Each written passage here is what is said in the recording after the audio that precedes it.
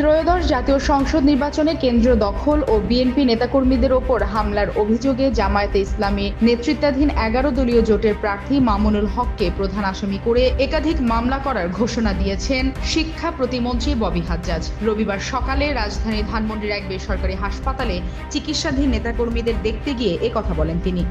ববি হাজ্জাজ অভিযোগ করেন, নির্বাচনী দিন একাধিক কেন্দ্রে তার প্রতিদ্বন্দ্বী প্রার্থী মামুনুল হক নিজে দাঁড়িয়ে থেকে হামলার নির্দেশ দিয়েছেন। এসব হামলায় শতাধিক নেতাকর্মীকে হাসপাতালে চিকিৎসা নিতে হয়েছে এবং এখনও বেশ কয়েকজন ভর্তি আছেন।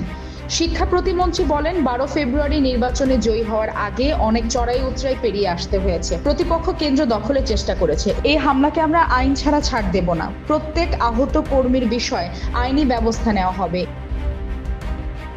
এই বিষয়ে জানতে চাইলে মামুনুল হক বলেন, তারা আমাদের মেরেও জিতেছে, এখন কান্নাকাটি করেও জিততে চাচ্ছে।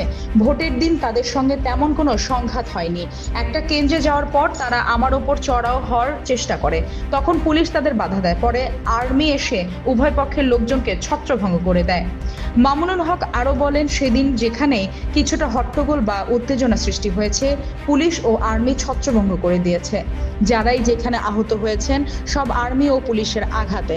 এইভাবে ফ্যাসিবাদী আমলের কায়দায় আঘাত করে, ভোট চুরি ইঞ্জিনিয়ারিং করে আমাদের বিজয় ছিনতাই করার পর এখন আবার মামলা দিয়ে হয়রানি করার মানে স্থিতিশীল পরিবেশের মধ্যে আগুনে ঘি ঢালা।